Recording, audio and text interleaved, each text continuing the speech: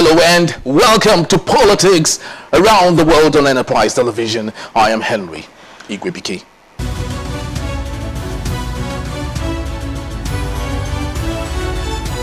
Now let's start our journey with what is happening and going on in Africa, particularly the DRC, that's the Democratic Republic of the Congo, where the country's president, Felix Tshisekedi, has publicly on national television called on young people to join the armed forces of the Democratic Republic of the Congo.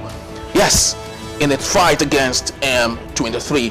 This is a young lad who has given his life to the rebel of M23. Very unfortunate if you ask me though, but at least to take up weapons independently, that's what the president is calling its citizens to do. And in response to the clarion call, an all-woman vigilante group under the umbrella of the Wazalendo or Patriots in Kiswahili have taken up arms to fight and protect the community from M23 attacks. As you can see on my screen right there, these are ladies who have given up their families and have told themselves, hey, it is in my right to defend my community. And of course they have taken up arms and enlisted themselves in the vigilante group for all women and trying to fight the M23 and protect their community, of course. Now, for many who might be wondering how the M23 came about, let me break it down for you. During the genocide in Rwanda, M23 was formed and made up primarily of Tutsis who opposed the Hutu paramilitia for the liberation of Rwanda. However, when Paul Kagame took up power, the M23 went into hibernation. In April of 2012, the M23 reincarnated when nearly 330 to 300 soldiers, and majority of them former members of the National Congress for the Defense of the People, CNDP, turned against the DRC government, citing poor conditions in the army and the government's unwillingness to implement the 23rd March of 2019 peace deal.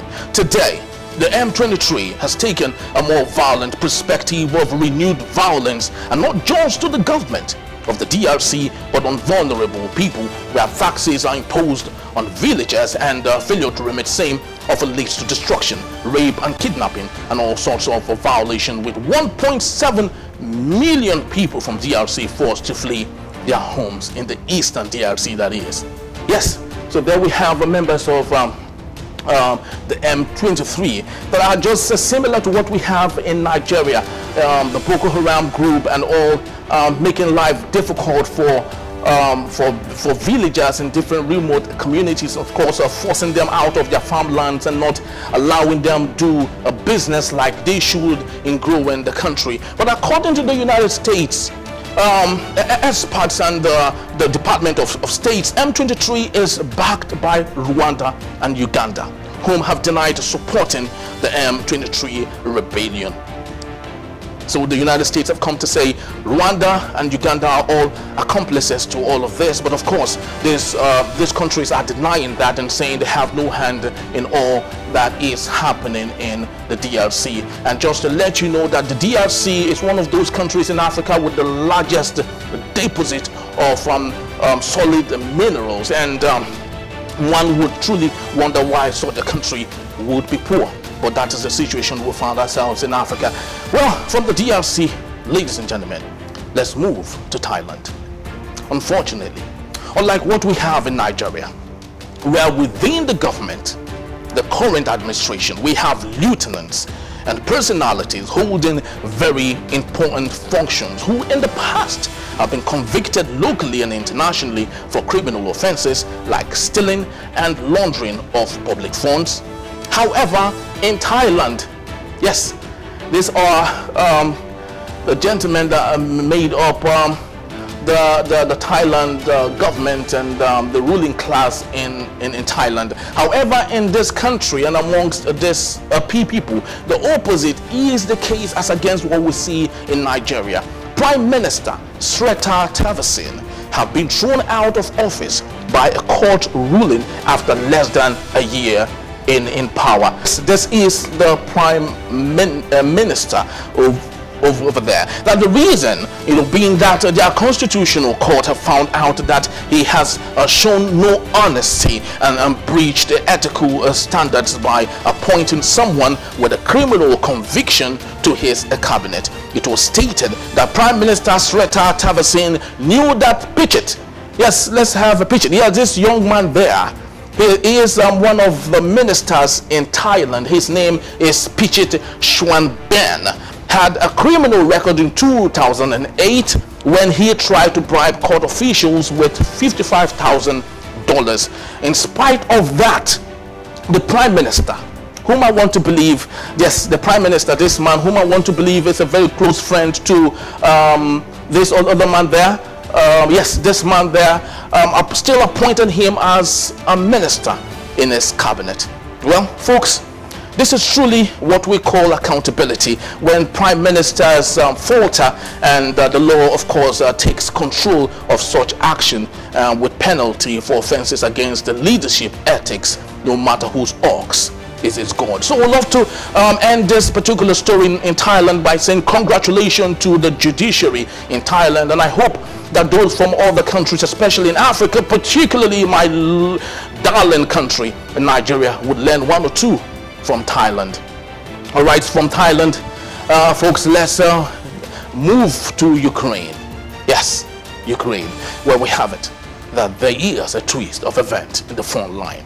It's now becoming very obvious that the hunter is gradually becoming haunted.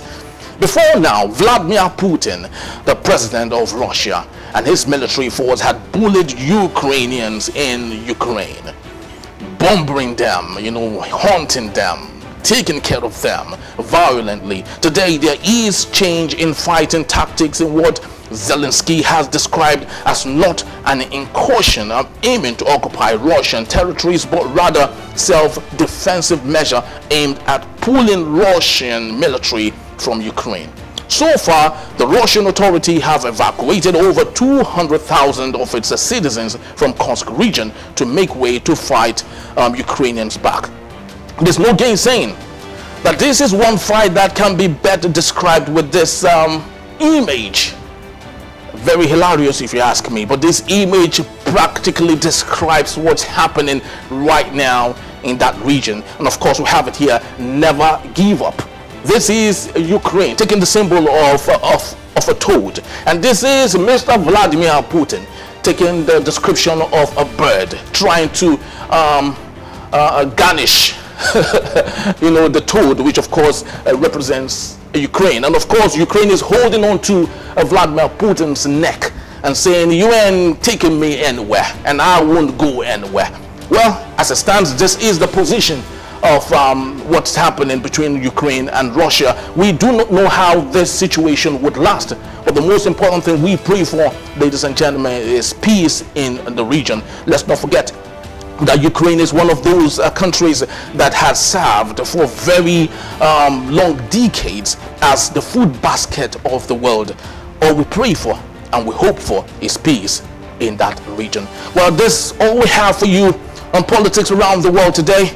For more information, please do visit our site at enterprisetvnews.com, and also like, comment, and follow us on all our social media platforms at Enterprise TV7. I am Henry Igwebike. I'll see you next on Politics Around the World. Bye-bye.